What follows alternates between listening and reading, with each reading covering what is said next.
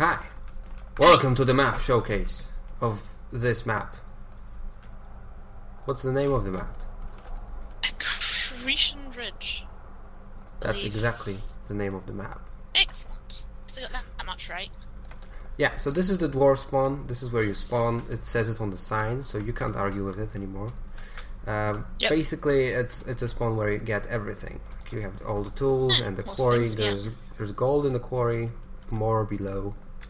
There's also light in the quarry because I poked a hole in the ceiling. And there's your juice and sword. There's bows and axes here, and there's sawmills, wood and oil.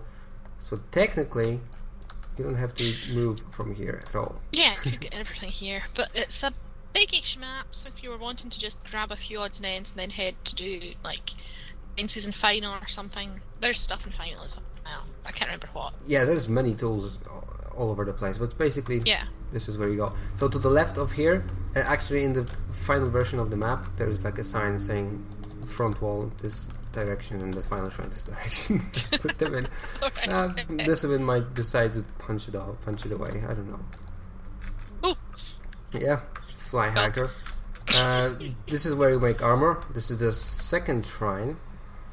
It's the second shrine area. It's I don't remember what it's called. The Trinket Forge Shrine. Oh, yeah, because it has nice conveyor belts here that we did using sticky pistons. Some of them are working, some of them are not working. Let's maybe talk about the map while we are exploring, because it's a map which has been in progress for a couple of months, really. By me, Alder, and Skppo. But Skppo gave up on it because, you know, Skippo's a Skppo. Skppo made a lot of work on this map, like made most of the terrain. A lot of terrain work. All that nice spec stuff up there. Yeah, all the spec-lay stuff. Like he just used a filter to do it with one command. Like above a certain Y level, it just goes more and more speckly until it goes into the dark grey. It's a really nice thing that only Skppo is able to do. So we are lucky to have him. This is the forward shrine. And if you look around it, you can see that defending it, there's this tower that can be helpful, but also there's a lot of dangerous places around. Yeah, you don't want to be ogred over this. Yeah, so you should potentially build barriers in this area. That's a volcano here, and it's like the lava is flowing all the way over under the bridge that we've actually walked past as well. Like right here, so you don't want to get punched off anywhere here. Yeah. Now through There's this vines and things, you could theoretically way back up, but I can't imagine it would be fun under fire. Probably not. This road actually leads to the very front, and we would like it for that's the mob spawn.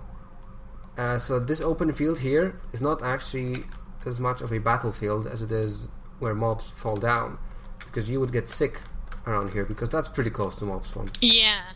Because we want to force the wall to be built in the forest and potentially on top of the forest. Because if you look for an open area to fight, on top of these trees we're gonna have a lot of action, because there's many easy ways to go up, both for the monsters and for the dwarves. So I can imagine a lot of fighting in the greenery here. Could be interesting. So yeah, I think that's See a nice what Jimmy does with it. dynamic. I suppose from now on let's actually switch to the mob perspective, because we would have to go through. We've shown all the tools and weapons where they are. Yeah. Okay. So yeah, this is the mob spawn. It's a flaming Drakar. It's great.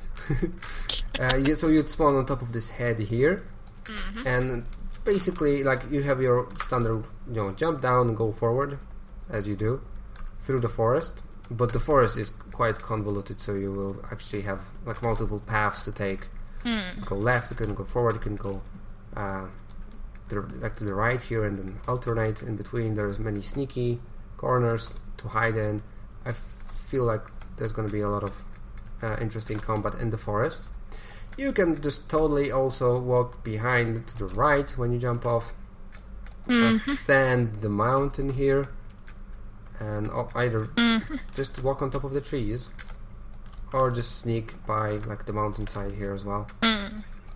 Many ways to go like that. Also, if you're a zombie, you can totally leap onto the trees from the fire here. Like this tree is totally within your leap range, and then from here, climb on the vines. Probably. Well, wolves obviously. And then from here you can just continue onwards. Also, if that is not enough... Yeah. If that is not enough ways for you... You did not see that. I did not see that, I'm ashamed. If that's not enough ways for you, how many ways did we show? 5? A bunch. Something like that. You can also jump to the left here. Use these rocks as some cover. But potentially swim underwater as well a little bit. You can get to the lava area. And you can ascend through the forest to the right, or you can go all the way through the lava and use the vines that Alder just talked about to get into like the shrine area. Also, probably you can just walk around, yes, by the lovely beach establishment here. I don't know if Alder... I think Alder is lost. I'm sitting right here, right by the umbrella. Although it's probably not as easy to get up from here as you're a monster. But probably you could parkour over, but that's the long ways over. You're probably gonna get zapped by the long front. way to go. Yeah, maybe not so much. If you had vines, then maybe, but you don't have vines anymore. So from here, when the shrine is conquered, obviously, you need to go for a second shrine, and the second shrine is pretty close. So obviously the bridge is the main way to go. The bridge is going to be held quite nicely because it's a pretty defendable area, right? But then you have the vines down there again. So you can just jump down into the lava and try to climb upwards. But that's also defendable, right? You can also use this... I don't know what you would call this. You can climb on the tree and try to make your very fast, entrance through here. It's a pretty open area, so you could get shot easily. But if dwarves are preoccupied with the vines and the bridge, that's just another way to go. And if that's not enough for you, let's go back to the shrine. You can also go right to this mountain. Say, there must be. Yeah, like it's a map I've designed when I was designing Forgotten Asylum. It's a subtle design, so ways to go is my priority up until today. So it's not nothing. We have these little structures here, and you can from here you can shoot onto the bridge or just bombard the bridge, or you can just walk down and try to get in through the windows or onto the bridge as well. Basically, freedom, freedom, and freedom. Oh yeah, that's the shrine. We made it in. So once this falls, you continue on to the area we started in, the war key area. That could see some interesting open combat for the first time, because it's like closed spaces mostly, unless on top of the trees. And obviously this is the main way of progression right here. And here it splits into 2 staircases, and these staircases have been designed by Skppo, and they're brilliant. I still, like, it boggles my mind how they work. It's like one of them goes over underneath the other, and they're like serpentine. Yeah. Hi. And this is the this is the 3rd shrine. But obviously these 2 paths are not the only paths you can take to the 3rd shrine. Because the best path you can take to the 3rd shrine is the path. You go out here, just go up the hill. Yeah, I'm not going to jump up all the way. This video is going to take hours like this. So if you jump over through these areas, you can get on top of the shrine here. So you can shoot, bombard, get shot probably, or just simply jump down, try to attack the shrine. Get to about here and discover there are 6 labs between you and the shrine. Yeah. You could probably sneak around the entire mountain and get through the lens as well. That's not much advantage over this hole, really. But it's another possibility. I didn't actually check if it's possible, but I'm pretty sure it's possible. Okay, what from here? So we are defending the shrine. It's probably going to be takeable from down here, so like fighting down here is going to happen a lot. There's lights here now, by the way. We are one version of the map behind the one that is actually final, but it's like minor changes. So there's lights here, so and unbreakable lights as well, so that you can just defend here easily. Well, easily. So from here you go out, and you have these bridges which lead to this gigantic headless statue, and in between the legs of the statue there is the final shrine.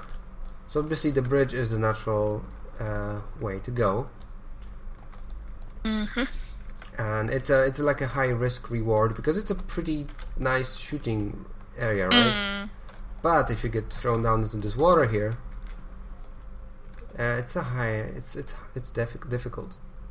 Yeah. And if you get thrown down further from the water down here to the water down there, this is basically an ocean that surrounds the map. So you don't want to really spend much time on these bridges because they will most likely kill you.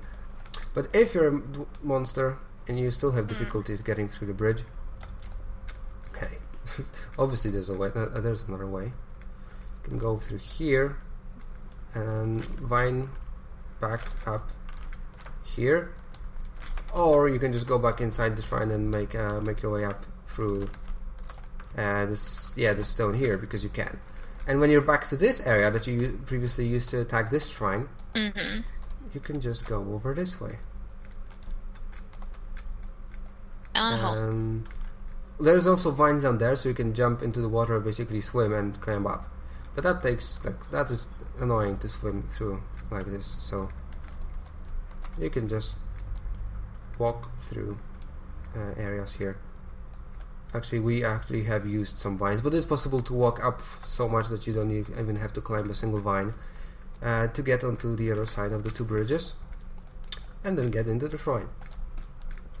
This entrance to the shrine. Hi, Alder. Hi. This entrance to the shrine is very particular because there's a staircase down, but also there's these things here. That's so that you cannot slab it off so easily, because it's pretty narrow. It would be susceptible to slabbing, but then you can just like parkour over the slab here. So you'd have to use even double slab would probably be problematic. Yeah. So yeah, no slabbing for you dwarves in this shrine. And this is basically the shrine. This is what it is. It has dark corners. It has lava. Oh, it doesn't have his name on it. Oh, well, it has flashing lights. My favorite. This one's my favorite. It's the Star Shrine, isn't it? Starforge or Star Shrine. We actually... Yeah, we have the Regrowth Star here. This is where the Regrowth Star are being made. We didn't talk about the lore of this map. Yeah, the lore is that this is an island where the Regrowth Stars and the Star Trinkets are made, because this draws many meteorites. We didn't show any meteorites, right? We're supposed to have a lot of them, but we ended up with just a few. I think there's one somewhere. Yeah, around the corner. Yep. There's a meteorite here. Basically, dwarves manufacture Regrowth Stars and Star Trinkets in this wonderful place. And it is a paradise for people who love to attack with multiple paths. Every single shrine can be attacked from multiple directions and multiple paths, which is, I think it's cool. Is there anything else we should add? I don't think we've forgotten anything. Yeah, so credit goes to Alder, myself, and Skppo. I don't think anybody else worked on this map. No, I don't think so. Yeah, I think it was just us. Okay. Well. Okay. I hope that clears out some confusion for the people playing it for the first time, if they know what they're supposed to do now. Thanks for joining me. Whoa. Bye.